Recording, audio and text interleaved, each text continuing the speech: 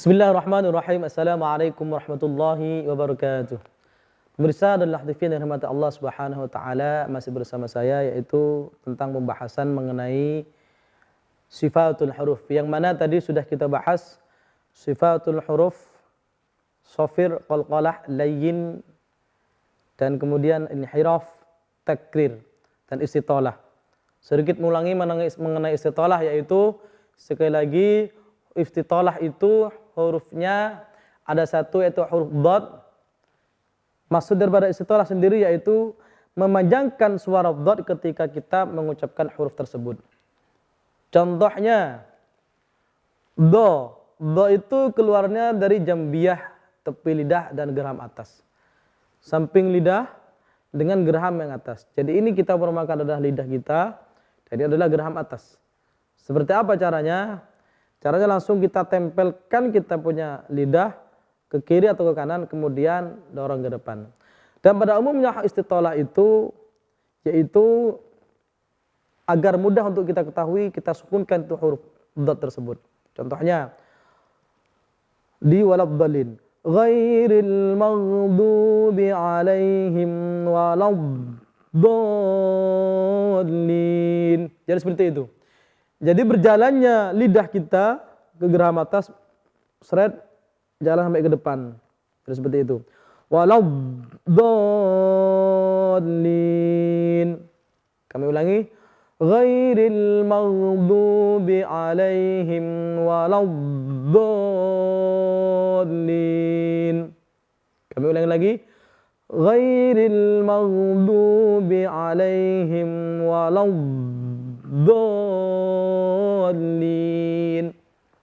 Amin. Itu yang dimaksud daripada istitalah. Kemudian sifatul huruf yang terakhir daripada sifatul huruf yang tidak memiliki lawan. Sekali lagi sifatul huruf yang tidak memiliki lawan yaitu tafasyi. Yang mana tafasyi itu memiliki huruf yaitu huruf shin. Huruf daripada tafasyi memiliki satu huruf yaitu shin. Tafasyi sendiri maksudnya adalah menyebarnya udara dalam mulut ketika kita mengucapkan huruf shin tersebut. Sekali lagi tafasyi menyebarnya udara atau angin dalam mulut pada dinding-dinding gigi yang dalam. Contohnya sha, sha, sh, sha, shi, shu, shash. Sha, shi, shu, shash. Sha, shi, shu, shash. Shu, shan, shani, shashna, minal mushni, mashi, shan, shani, sha. Jadi seperti itu maksud daripada tafasyi. Sekali lagi, tafasyi itu menyebarnya angin dalam mulut kepada dinding-dinding daripada gigi kita yang dalam. Sya. Contohnya wasyamsi waduhaha. Wasyamsi waduhaha. Atau dalam ta'awudz, a'udzu billahi minasy syaithanir rajim. A'udzu billahi minasy syaithanir rajim. Jadi seperti itu maksud daripada tafasyi, yaitu huruf shin itu sendiri. Bukan memonyongkan lidah atau bukan memonyongkan bibir seperti a'udzu billahi minasy syaithanir rajim, bukan seperti itu. Ya, apa yang benar? Di lidah kita tetap meregang seperti ini, biasa. Contohnya kami ulangi, a'udzu billahi minasy syaithanir rajim. Itu yang dimaksud daripada tafasyi. Atau contoh lainnya, innal ladzina kafaru min ahlil kitabi wal musyrikin fi nari jahannam khalidina fiha ulaika hum syarrul bariyah.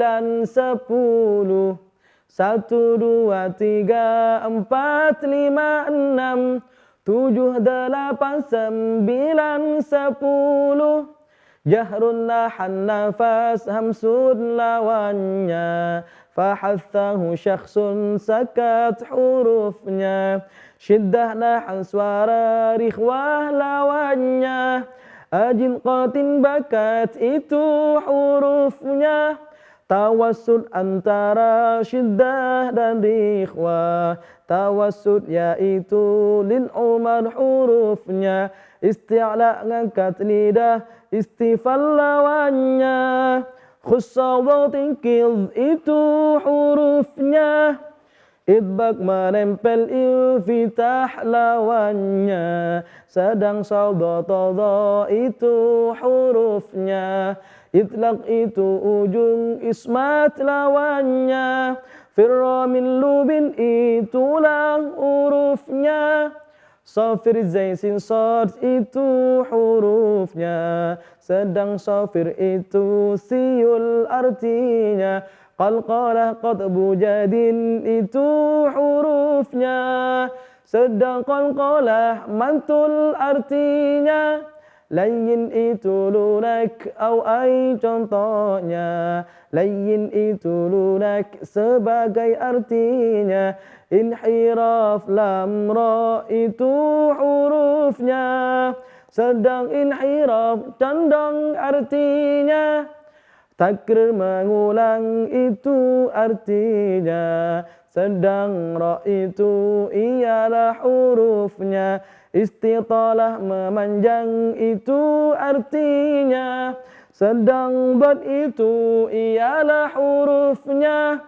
Tafasyi meluas itu artinya, sedang shin itu ialah hurufnya. Tafasyi meluas itu artinya, sedang shin itu ialah hurufnya. Pemirsa dan lahdifi dan rahmat Allah Subhanahu wa taala, itu tadi adalah bunyi daripada syair sifatul huruf, mulai daripada jahar yang mempunyai lawan hamas, kemudian sifat yang tidak berlawanan yang terakhir itu tafasyi. Itu adalah bunyi syair daripada syair sifatul huruf. Kemudian memasuki pembahasan yang terakhir, yaitu cara menentukan sifat pada setiap huruf. Perlu diketahui, huruf-huruf hijaiyah pada setiap hurufnya dapat kita tentukan jumlah sifatnya, baik yang memiliki lawan atau yang tidak memiliki lawan. Jika dihitung pada setiap hurufnya, minimal atau pasti huruf hijaiyah itu pasti akan memiliki 5 sifat yang mempunyai lawan. Sekali lagi, huruf hijaiyah pasti mempunyai 5 sifat yang memiliki lawan. Wajib ini. Kemudian nanti ada huruf hijaiyah yang sifatnya ada 6 dan ada sifatnya 7. Apabila ada huruf hijaiyah yang sifatnya berjumlah 6 lebih daripada 5 atau yang berjumlah 7, maka 2 sifat ini adalah sifat yang tidak memiliki lawan. Contoh, cara mencari sifatul huruf yang mempunyai lawan. Akan kita bahas yaitu sifatul huruf yang memiliki lawan terlebih dahulu. Contoh misal, yaitu huruf ta. Caranya bagaimana? Caranya yaitu tentukan huruf yang berlawanan pertama. Contoh, huruf ta. Apakah ada huruf ta itu pada sifat jahar? Apakah ada? Sekali lagi, ta itu adalah huruf daripada sifat hamas. Fahatta khusyasun sakat. Jadi rumusnya, apabila ada pada sifat hamas, berarti tidak ada pada sifat jahar. Apabila satu huruf itu ada di sifat jahar, masalan huruf ta ada di sifat hamas, berarti di jahar pasti tidak ada. Atau huruf ba adanya pada jahar, berarti pada hamas tidak mungkin ada. Jadi seperti itu rumusnya. Kita bahas yaitu huruf ta. Huruf ta ada di mana? Adanya di hamas. Berarti sifat pertama daripada huruf ta itu adalah hamas. Tidak ada di jahar. Kemudian sifatul huruf yang berlawanan setelahnya ada syiddah. Apakah ada pada syiddah? Syiddah hurufnya ada 8. Ajid, qatin, bakat. Berarti tidak ada pada sifat rikhwah atau tawassud. Berarti sifat daripada huruf ta adalah pertama huruf hamas, kedua adalah syiddah. Kemudian kita berlanjut sifatul huruf yang berlawanan setelahnya. Apakah huruf ta ada pada huruf isti'la? Sedangkan huruf isti'la jumlahnya ada 7, yaitu khussal, dhaw, tingkil. Berarti tidak ada pada huruf isti'la. Adanya pada lawan daripada isti'la itu yaitu huruf sifat istifal. Berarti sudah kita temukan sifat daripada huruf ta itu untuk sementara ada 3. Pertama adalah hamas, kedua adalah syiddah, ketiga adalah istifal. Kemudian sifatul huruf yang berlawan setelahnya. Apakah ada pada sifat idbaq? Sedangkan sifat idbaq itu hurufnya ada 4, shad, dha, dha. Berarti tidak ada. Ada jadi mana? Di infitah. Jadi sudah kita temukan ada 4, yaitu pertama hamas, syiddah, istifal dan infitah. Dan sifat yang berlawanan yang ketiga, yang selanjutnya yaitu apakah ada pada huruf idlaq, yaitu yang berjumlah firra min lubin. Berarti huruf ta tidak ada di sana, berarti lawannya itu ismat. Jadi huruf yang wajib dimiliki yaitu pasti 5. Berarti huruf daripada huruf ta itu sifatnya pertama adalah hamas, kedua syiddah, ketiga adalah istifal, keempat infitah, dan yang kelima adalah ismat.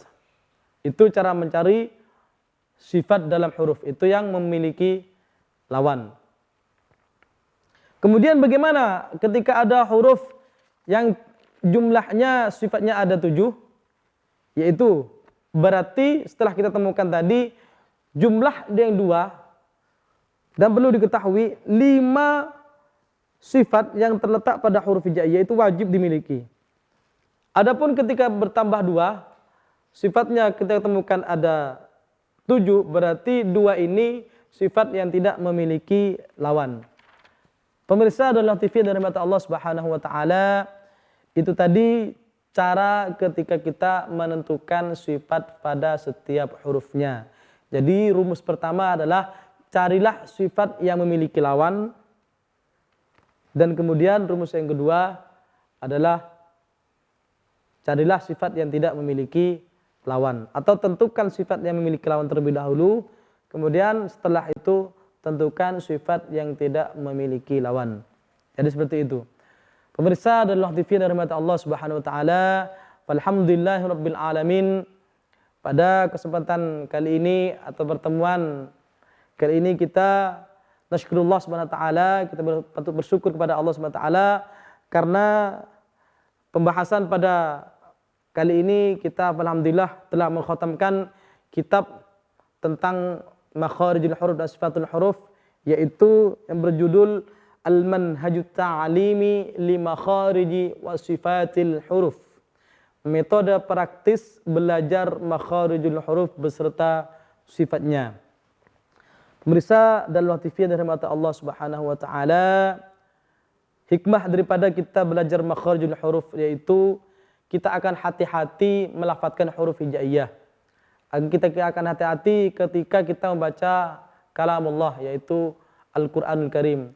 Kita akan berhati-hati ketika kita natahadath bil lughatil arabiyyah, ketika kita bercakap-cakap dengan orang Arab atau teman kita, kita akan berhati-hati melafadzkan huruf yang kita ucapkan, karena ketika kita salah melafadzkan itu huruf, maka makna atau maksud dari kalimat tersebut maka akan berubah. Pemirsa adalah TV dan rahmat Allah Subhanahu wa taala. Mungkin untuk pertemuan kali ini sampai di sini. Kami Al-Fakir minta maaf apabila ada khilafan atau tutur kata yang kurang berkenan. Sebelum kita tutup, maka kita akan baca doa, yaitu doa selesai kita belajar Al-Quran. Allahumma arhamna bil Qur'an waj'alhu lana imaman wa nuran wa hudan wa rahmah. Allahumma dhakkirna minhu ma nasina wa 'allimna minhu ma jahilna warzuqna tilawatahu ana al-laili wa atrafan nahar waj'alhu lana hujjatan ya rabbal alamin. Sadaqallahul azim. Naktafi bihadzal qadar, rubbama hakadha minni. Aya nakhtim hadhil jalsah bi doa subhanakallahumma wa bihamdika asyhadu an la ilaha illa anta astaghfiruka wa atubu ilaik. Wassalamu alaikum warahmatullahi wabarakatuh.